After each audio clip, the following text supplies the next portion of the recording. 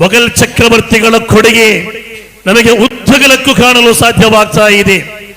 ಆದರೆ ಈ ಆಧುನಿಕ ಮುಸಲ್ಮಾನರಲ್ಲಿ ಯಾರಾದರೂ ಆ ರೀತಿಯ ಸಾಧನೆಗಳನ್ನು ಮಾಡಿದ್ದಾರಾ ಎಂದು ನಾವು ನೋಡುವುದಾದರೆ, ಅಧಿಕಾರವಿಲ್ಲದೆ ರಾಜಕೀಯವಾಗಿ ಯಾವುದೇ ಒಂದು ಸ್ಥಾನಮಾನಗಳಲ್ಲಿ ಕೂರದೆ, ಒಂದು ಪ್ರಧಾನಮಂತ್ರಿಯಾಗದೆ, ಒಂದು ಮಂತ್ರಿಯಾಗದೆ, ಒಂದು MLA ಆಗದೆ, ಒಂದು ಪಂಚಾಯತಿನ ಮೆಂಬರ್ ಕೂಡ ಆಗದೆ, ಈ ರಾಷ್ಟ್ರದ ಉದ್ದಗಲಕ್ಕೂ ಸಾವಿರಾರು ವಿದ್ಯಾಭ್ಯಾಸ ಕೇಂದ್ರಗಳನ್ನು ತೆಗೆದು ಈ ನಾಡಿನ ಲಕ್ಷಾಂತರ ವಿದ್ಯಾರ್ಥಿಗಳಿಗೆ ಆಧುನಿಕ ಶಿಕ್ಷಣದ ಜೊತೆಗೆ ಧಾರ್ಮಿಕತೆಯ ಸಿಹಿ ಸಿಂಚನವನ್ನು ನೀಡಿದ ಈ ಭಾರತ ಕಂಡ ಅತ್ಯಂತ ದೊಡ್ಡ ವಿದ್ಯಾಭ್ಯಾಸ ವಿಚಕ್ಷಣರಾಗಿ ಶೈಖುನಾ ಸುಲ್ತಾನುಲ್ ಉಲಮಾ ಇವತ್ತು ನಮ್ಮ ಮುಂದೆ ಇದ್ದಾರೆ.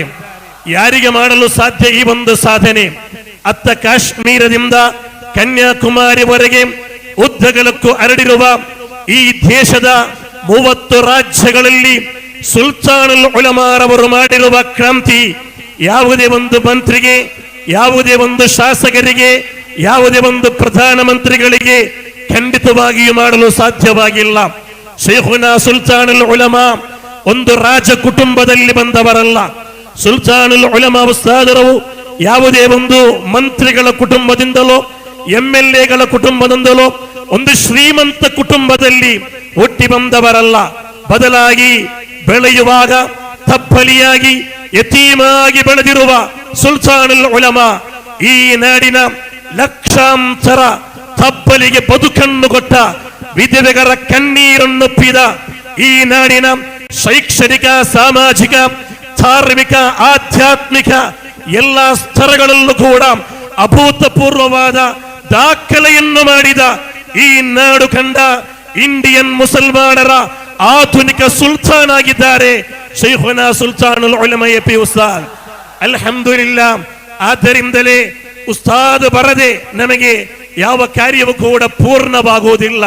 ಶೈಖುನಾ ಉಸ್ತಾದರವರ ಆರೋಗ್ಯ ಸ್ಥಿತಿಗಳು, ಈ ವಯಸ್ಸು, ಇದು ಖಂಡಿತವಾಗಿಯೂ ಈ ಕಡೆ ಕರೆಯಲಿಕ್ಕೆ ನಮಗೆ ಮನಸ್ಸು ಬರುವುದಿಲ್ಲ. ಆದರೆ ಇವತ್ತು ನಾವು ರಾಜ್ಯದ 30 ಜಿಲ್ಲೆಗಳಿಗೆ ಓಡಾಡಿ ಈ ರಾಜ್ಯದ ವಿವಿಧ ಕ್ಯಾಂಪಸ್ಗಳಲ್ಲಿರುವ PU ವಿದ್ಯಾರ್ಥಿಗಳು, ಮೆಡಿಕಲ್ ಸ್ಟೂಡೆಂಟ್ಸ್ಗಳು, ಮಾತ್ರವಲ್ಲ ಇಂಜಿನಿಯರಿಂಗ್ ವಿದ್ಯಾರ್ಥಿಗಳು, MBA ಕಲಿಯುವವರು, ಲಾ ಕಲಿಯುವವರು ಕೇವಲ ನಮ್ಮ ಮುಂದಿರುವುದು ಇಲ್ಲಿ ಕಾಲೇಜು ಸ್ಟೂಡೆಂಟ್ಸ್ಗಳು ಮಾತ್ರವಾಗಿದ್ದಾರೆ. ಒಂದು ವೇಳೆ ನಮ್ಮ SSF ನಲ್ಲಿರುವ ಕಾರ್ಯಕರ್ತರನ್ನು ಸಂಘಟಿಸಿದರೆ ಇಲ್ಲಿ ಲಕ್ಷಾಂತರ ಜನಸಾಗರವಾಗುತ್ತಿತ್ತು. ನಾವು ಎಲ್ಲರನ್ನು ಕರೆದಿಲ್ಲ, ಇಲ್ಲಿ ಎಲ್ಲರಿಗೂ ಅಲೌಡ್ ಇಲ್ಲ. ಕೇವಲ ಕ್ಯಾಂಪಸ್ ಸ್ಟೂಡೆಂಟ್ಸ್ಗಳು ಮಾತ್ರ ಅರಮನೆ ನಗರಿಯಲ್ಲಿ ತುಂಬಿ ತುಳುಕಿದ್ದಾರೆ. ನಾವು ಹಣ ಕೊಟ್ಟು ಕರೆಕೊಂಡು ಬಂದವರಲ್ಲ. ನಾವು ಟ್ರೈನ್ ಬುಕ್ ಮಾಡಿ, ಬಸ್ಸು ಬುಕ್ ಮಾಡಿ ಕರೆಕೊಂಡು ಬಂದಿಲ್ಲ. ಬೀದರ್ನಿಂದಲೂ, ನಮಗೆ ಗುಲ್ಬರ್ಗಾದಿಂದಲೂ, ಯಾದಗಿರಿಯಿಂದಲೂ, ಬಿಜಾಪುರದಿಂದಲೂ ಈ ರಾಜ್ಯದ 30 ಜಿಲ್ಲೆಗಳ ವಿವಿಧ ಕ್ಯಾಂಪಸ್ಗಳಲ್ಲಿ ಕಲಿಯುವ ಸಾವಿರಾರು ವಿದ್ಯಾರ್ಥಿಗಳು 2 ದಿನಗಳ ಕಾಲ ಈ ಶಿಬಿರದಲ್ಲಿ ಭಾಗವಹಿಸುತ್ತಾರೆ. ಖಂಡಿತವಾಗಿಯೂ ನಮಗೆ ಭರವಸೆ ಇದೆ, ಭವಿಷ್ಯದಲ್ಲಿ ಉಜ್ವಲವಾದ ಭಾರತವನ್ನು ಕಟ್ಟಲು ಸಮರ್ಥರಾದ ಹಲವಾರು ಉಜ್ವಲವಾದ ಪ್ರಜೆಗಳನ್ನು ಈ ನಾಡಿಗೆ ಸಮರ್ಪಿಸಲು SSF ನಿಂದ ಸಾಧ್ಯವಿದೆ. ನಮ್ಮಲ್ಲಿ ಉಗ್ರವಾದಿಗಳಿಲ್ಲ, ಜಾತಿವಾದಿಗಳಿಲ್ಲ. ಪ್ರೀತಿಯನ್ನು, ಶಾಂತಿಯನ್ನು, ಉಜ್ವಲವಾದ ಒಂದು ಭಾರತವನ್ನು ಕಟ್ಟುವ ಕನಸುಗಾರರಾದ ಮಕ್ಕಳು ಮಾತ್ರವಾಗಿದ್ದಾರೆ ನಮ್ಮೊಂದಿಗಿರುವುದು. ಆದ್ದರಿಂದಲೇ ಇವತ್ತು ಇಲ್ಲಿರುವ ಎಲ್ಲರೊಂದಿಗೆ ನಮಗೆ ಹೇಳಲಿಕ್ಕಿದೆ, ನಮ್ಮ ವೇದಿಕೆಯಲ್ಲಿ ಈ ನಾಡಿನ ಪ್ರಭಾವಿಗಳಿದ್ದಾರೆ, ರಾಜಕಾರಣಿಗಳು, ಸಾಮಾಜಿಕ ಶೈಕ್ಷಣಿಕ ರಂಗದ ಉನ್ನತ ಅಧಿಕಾರಿಗಳು ವೇದಿಕೆಯಲ್ಲಿದ್ದಾರೆ. ಇಲ್ಲಿರುವ ಸಾವಿರಾರು ಸ್ಟೂಡೆಂಟ್ಸ್ಗಳನ್ನು ಸಾಕ್ಷಿ ನಿಲ್ಲಿಸಿಕೊಂಡು ಕೆಲವೊಂದು ಮಾತುಗಳು ಈ ಸಭಾಂಗಣದಲ್ಲಿ SSF ಗೆ ಹೇಳಲಿಕ್ಕಿದೆ. ಖಂಡಿತವಾಗಿಯೂ ಈ ನಾಡಿನಲ್ಲಿ, ಈ ಕರ್ನಾಟಕದಲ್ಲಿ ಲಕ್ಷಾಂತರ ವಿದ್ಯಾರ್ಥಿಗಳಿದ್ದಾರೆ, ಪ್ರತಿಭಾವಂತರಾದ ವಿದ್ಯಾರ್ಥಿಗಳು. ಉತ್ತರ ಕರ್ನಾಟಕದ, ಮಧ್ಯ ಕರ್ನಾಟಕದ ಕುಗ್ರಾಮಗಳಲ್ಲಿ, ಗುಡಿಸಲುಗಳಲ್ಲಿ ಬದುಕುವ ಹಲವಾರು ಮಕ್ಕಳಿದ್ದಾರೆ. ಆದರೆ ಆ ಮಕ್ಕಳು ಪ್ರತಿಭಾವಂತರು, ಆ ಮಕ್ಕಳು ಬುದ್ಧಿವಂತರು, ಎಲ್ಲಾ ಸ್ತರಗಳಲ್ಲಿ ಕೂಡ ಆ ಮಕ್ಕಳು ಪ್ರಭಾವಿಗಳು. ಆದರೆ ಅವರಿಗೆ ಹೈಯರ್ ಎಜುಕೇಶನ್ ಅಥವಾ ಇನ್ನಿತರ ಉನ್ನತ ಪದವೀಧರರಾಗಲು ಬೇಕಾದ ವ್ಯವಸ್ಥೆಗಳು ಇವತ್ತು ಸಿಗುತ್ತಾ ಇಲ್ಲ. ಇವತ್ತು ಶಿಕ್ಷಣ ಎಂಬುದು ಕೇವಲ ಶ್ರೀಮಂತರ ಮಕ್ಕಳ ಕೈಗೆ ಎಟುಕುವ ಒಂದು ಸಾಧನವಾಗಿ ಮಾರ್ಪಡುತ್ತಾ ಇದೆ. ಆದ್ದರಿಂದಲೇ ಈ ಸಮ್ಮೇಳನದಲ್ಲಿ, ಈ ಸ್ಟೂಡೆಂಟ್ಸ್ ಕಾನ್ಫರೆನ್ಸ್ನಲ್ಲಿ ಈ ನಾಡಿನ ಸರ್ಕಾರಗಳೊಂದಿಗೆ ನಮಗೆ ಹೇಳಲಿಕ್ಕಿರುವುದು, ನಮ್ಮ ಮಕ್ಕಳಿಗೆ, ಬಡ ಮಕ್ಕಳಿಗೆ ಕಲಿಯುವಂತಹ ವ್ಯವಸ್ಥೆಗಳು ಇಲ್ಲಿನ ಸರ್ಕಾರಗಳು ಮಾಡಬೇಕಾಗಿದೆ. ಎಲ್ಲಕ್ಕಿಂತಲೂ ಹೆಚ್ಚಾಗಿ ಹಣವನ್ನು ಸರ್ಕಾರಗಳು ವ್ಯಯಿಸಬೇಕಾಗಿರುವುದು ಈ ವಿದ್ಯಾಭ್ಯಾಸಕ್ಕೆ ಬೇಕಾಗಿದೆ. ಮಕ್ಕಳಿಗೆ ಉಚಿತವಾದ ಎಜುಕೇಶನ್ ಲೋನ್ ಅದು ಕೊಡುವುದರ ಮೂಲಕ ಬಡ ಮಕ್ಕಳು ಕೂಡ ಉನ್ನತ ಪದವೀಧರರಾಗಿ ಬರುವ ರೀತಿಯಲ್ಲಿ ನಾವು ಮಾಡಬೇಕು.